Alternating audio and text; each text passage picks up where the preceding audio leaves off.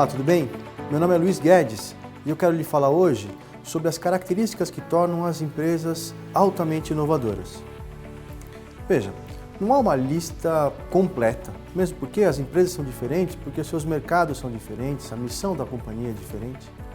A despeito disso, tem uma razão fundamental que todas as empresas inovadoras têm. É um pouco chavão dizer, mas porque é verdade, que são as pessoas. Não há possibilidade de se fazer inovação sem boas pessoas. A inovação não é feita de equipamentos ou de processos, mas sim de pessoas que têm duas características pelo menos. A primeira delas, elas são muito motivadas a fazer o que fazem. As empresas modernas contratam as pessoas pelo que elas sabem fazer, hard skills, e eventualmente as demitem por soft skills, porque elas não sabem como operar no ambiente social que é uma corporação. A habilidade de navegar por esse ambiente, a boa política corporativa, mas que é necessária porque é um ambiente efetivamente, eminentemente social. Dezenas, centenas, para não dizer milhares de pessoas trabalham na mesma corporação que tem, ao fim do dia, o mesmo objetivo. Saber navegar nesse ambiente é fundamental. Assim como também é fundamental ter vontade de fazer o que a empresa faz, seja criar celulares, servir pessoas para que tornem a sua vida melhor, porque vão conseguir um emprego melhor, entregar novos produtos ou mesmo novos processos para que fábricas produzam melhor e mais rápido. Enfim, a pessoa, o colaborador ou colaboradora deve ter a vontade de fazer o que faz. Isso é absolutamente necessário, mas não suficiente. Aliada à vontade deve estar a capacidade técnica de fazê-lo, razão pela qual as escolas de engenharia, de administração, de economia, de biologia e tantas outras, a arquitetura, são cada vez mais importantes para a sociedade do conhecimento. E a gente já sabe, já há muitos anos isso, que a escola não termina. O aprendizado não termina. Quanto mais a gente aprende, mais a gente vê que a gente não sabe nada. Então, aprender e reaprender, mesmo porque o que aprendemos no passado não necessariamente vai ser útil no futuro próximo, reaprender é uma disciplina-chave. A despeito de, então, termos boas pessoas e oferecermos condições para que as treinemos adequadamente, temos também que encontrar as pessoas que queiram fazer o que a gente faz. Uma segunda característica fundamental das empresas altamente inovadoras é que elas são mestres, as empresas são mestres em capturar tendências sociais. Uma empresa serve a um propósito social. Não há companhia que dure ao longo do tempo sem que a atinja e sem que enderece de maneira eficiente uma demanda da sociedade. Você já ouviu falar em low-sumerism, ou em on-off, ou em consumidor vigilante? Pois é, essas são algumas das tendências. Até gostaria de comentar sobre elas com você, mas a gente não tem tempo aqui para isso.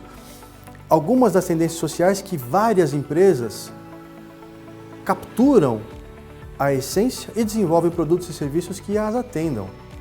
Veja, mais legal ainda do que surfar uma tendência existente é antecipar uma delas, se você for grande e poderoso o suficiente, como é o caso da Amazon, como é o caso da Apple, como é o caso da Procter & Gamble, para citar apenas algumas. Mas também já foi o caso da Xerox e da Lucent Communications, e da Dell, da Sony, que são empresas blockbuster, que perderam o seu encanto. Algumas delas perderam tanto o encanto que fecharam. Uma das características da empresa altamente inovadora é que ela sabe que o sucesso pregresso não dialoga com o sucesso futuro. O sucesso pregresso nos dá ânimo, vontade, garra, dinheiro para continuar inovando. Mas o acerto passado não significa acerto futuro. Mais uma ainda, as empresas altamente inovadoras perseguem um problema a resolver. Isso, veja, pode ser uma empresa grande, como a IBM, mas também pode ser uma empresa pequena, que nem existia antes, nem era empresa, era só um empreendedor.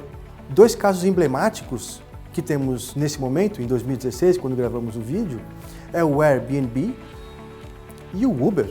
O Airbnb surgiu quando dois empreendedores, no quarto onde moravam, numa república, descobriram que havia muita demanda para quartos de hotel naquela cidade onde eles estavam, por conta de uma conferência, e não havia quartos suficientes de hotel para acomodar todo mundo. Então alugaram o B&B, significa o Airbnb, Air, Bed and Breakfast, é um colchão de ar que eles alugaram num dos quartos vazios que havia na República para algumas pessoas que iriam para conferência. Lhe digo isso, a história é muito mais comprida, mais interessante do que isso, mas isso mostra a razão original da ideia disso pode se transformar num negócio, que é um negócio multibilionário, depois de muito esforço, depois dessa ideia, mas enfim. E a mesma coisa com o Uber, quando os fundadores perceberam que ao sair de uma festa em Paris não havia mais táxi àquela hora. E como é que a gente resolve isso? O dono da Tata Motors, na verdade do grupo Tata, ao visitar a Índia, ao passar pelo interior da Índia, verificou uma moto na qual havia o pai, a mãe e 2 crianças, 4 pessoas numa motinho.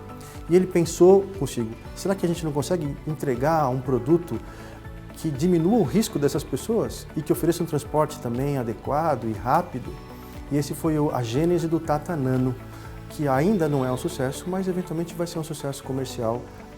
Esperemos para ver. Veja, nem só uma boa ideia resolve o problema e todos nós sabemos disso. Mais uma, que tem muito a ver com a liderança da companhia, que é o senso de urgência. Não dá para a gente fazer tudo ao mesmo tempo. Temos que escolher quais são as batalhas. A liderança, o papel da liderança, entre outros, é esse. Escolher qual é a batalha que vamos ter para o próximo quarter, para o próximo trimestre ou para o próximo ano.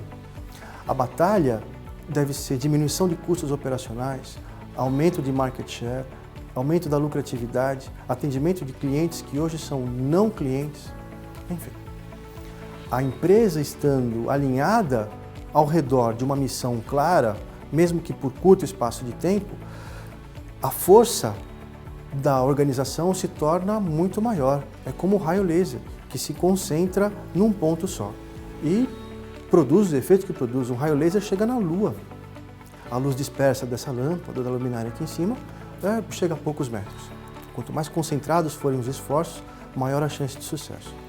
Por fim, haveria outros, eu vou citar só mais um. É a análise do risco. As empresas altamente inovadoras têm uma análise de risco sofisticada. Um exemplo com a Montblanc, que todos conhecemos, a fábrica de canetas sensacionais, a arte de escrever da Montblanc. De caneta, tinteiro, faz-se canetas esferográficas. Da caneta esferográfica para a lapiseira. Da lapiseira para o porta-objeto. Carteira, mala, relógio, joia, perfume. É como se fosse uma espiral. Afastamo-nos do ponto onde a gente sabe bastante, aos poucos, para que o risco seja menor e que aprendamos com o passar dos dias e dos meses, enfim, aprendamos com o processo de fazer novo. A distância muito grande do nosso core business aumenta muito o risco sem trazer o retorno da mesma proporção. Essas são apenas algumas. Adoraria conversar com você sobre outras. Caso você tenha interesse, por favor, entre em contato comigo por meio das redes sociais, do e-mail que está aqui embaixo do vídeo. Eu desde já agradeço o seu tempo. Um abraço. Obrigado.